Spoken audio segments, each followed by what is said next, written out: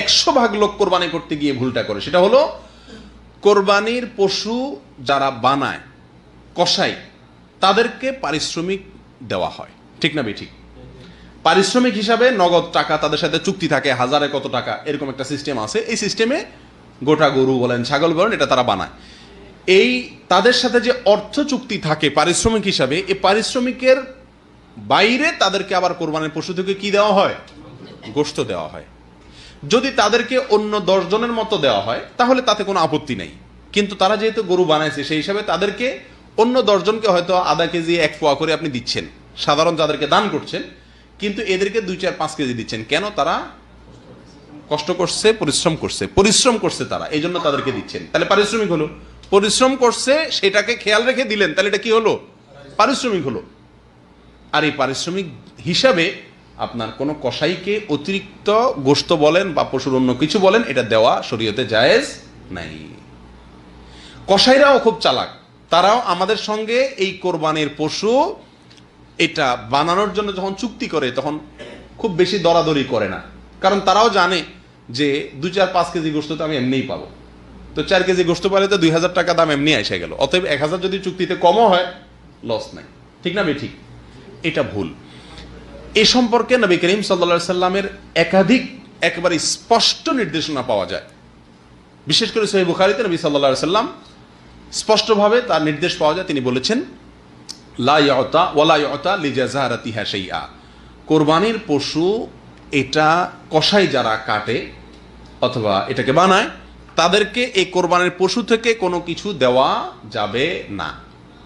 আলী রাদিয়াল্লাহু তাআলা আনহুকে নবী করিম সাল্লাল্লাহু আলাইহি সাল্লাম বিদায় হজের সময় তাকে কোরবানির পশুগুলা, তিনি নিজের হাতে অনেকগুলো কোরবানি করেছেন, বাকিগুলো তাকে করতে বলেছেন। এরপরে বলেছেন এই পশুর সবকিছু বন্টন করে দেওয়া মানুষদেরকে, হাজিদের মধ্যে তাদেরকে খাওয়াও, আর খবরদার কোনো কিছু তুমি ওই কসাইকে বা যারা বানাবে তাদেরকে দিবা না। অর্থাৎ তাদের পারিশ্রমিক আলাদা দিবেন, নগদ টাকা দিয়ে, কোরবানির পশু থেকে আপনি দিবেন না। আসলে কোরবানির পশুর এই গোশত, এটা আমরা কোরবানি করে দিলাম মানে আল্লাহকে দিয়ে দিলাম, ঠিক না ঠিক? আল্লাহ সুবহানাহু ওয়া তাআলার নিয়ম হলো কোনো কিছু আল্লাহকে দান করলে আল্লাহ নিজে সেটা গ্রহণ করেন না। আগের যুগে আল্লাহকে দান করলে মানুষ পাহাড়ে রেখে আসতো, সেটা আসমান থেকে এসে আগুন এসে জ্বালাই দিত, তার মানে আল্লাহ তাআলা অ্যাকসেপ্ট করছেন। আর যদি না জ্বালাইতো তার মানে আল্লাহ ওটা অ্যাকসেপ্ট করেন নাই। আর আখিরি জামানার উম্মতকে আমাদের জন্য আল্লাহ সুবহানাহু ওয়া তাআলা সুযোগ দিয়েছেন। সেটা কি? আমরা আল্লাহ সুবহানাহু ওয়া তাআলার জন্য কিছু দান করলে, যাকাত দিলে, ফিতরা দিলে, সব আল্লাহর জন্যই তো দান করি। আল্লাহ সুবহানাহু ওয়া তাআলা ওটাকে দালিয়ে দেন না। আল্লাহ সুবহানাহু ওয়া তাআলা আমাদের সুবিধার জন্যই, গরিবদের মাঝে বন্টন করার জন্য, নির্দিষ্ট খাতে দেওয়ার জন্য আল্লাহ তাআলা কি করছেন? নির্দেশ করছেন।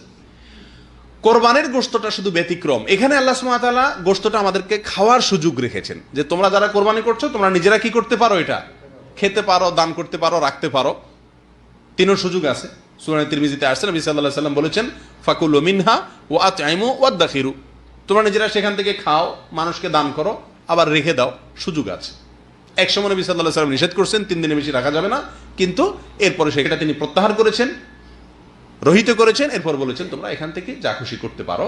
অর্থাৎ যা খুশি বলতে নিজে খাও, মানুষকে দান করো, জমা করো, কিন্তু বিক্রি করা যাবে? যাকে আপনি দান করছেন সে বিক্রি করতে পারে, কিন্তু আপনার কোরবানির গোশত আপনি বিক্রি করতে পারবেন? যেহেতু বিক্রি করা যায় না, অতএব পারিশ্রমিক হিসাবেও কাউকে দেওয়া যায় না।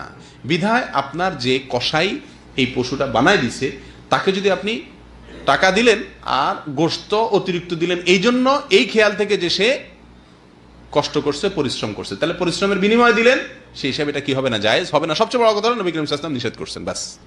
তাহলে আমাদের এই কাজটা করা উচিত কি উচিত না? সারা বাংলাদেশে কসাইকে গোশত দেয় না এরকম কোরবানি করেনেওয়ালা কয়জন লোক আছে বলেন? একজনও আপনারা দেখছেন আজ পর্যন্ত? অথচ উচিত হলো কসাইকে আগে ভাগে বলে দেওয়া যে বাবা তুমি এই গরু বানাইতে কত টাকা নিবা বলো, আর মাথায় রেখো তোমাকে কিন্তু আমি কোনো গোশত দেবো না, যদি দেই তো অন্য 10 জনকে যেভাবে দেবো তোমাকেও সেই হারে দেবো, তুমি এটা বানাইছো সেই হিসাবে তোমাকে আমি এক্সট্রা কোনো গোশত দেবো না। এই কথা সাফ এবং পরিষ্কার তাকে আগে থেকে বলে দেওয়া উচিত, ঠিক না ভাই? ঠিক। তো এই ভুলটা অহরহ হয়, এটা আমাদের খেয়াল রাখা উচিত। আল্লাহ তাআলা আমাদেরকে বুঝার তৌফিক দান করেন।